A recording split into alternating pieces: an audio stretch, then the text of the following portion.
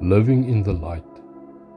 This is the message we heard from Jesus and now declare to you. God is light, and there is no darkness in him at all. So we are lying if we say we have fellowship with God, but go on living in spiritual darkness. We are not practicing the truth. But if we are living in the light as God is in the light, then we have fellowship with each other, and the blood of Jesus, his Son, cleanses us from all sin.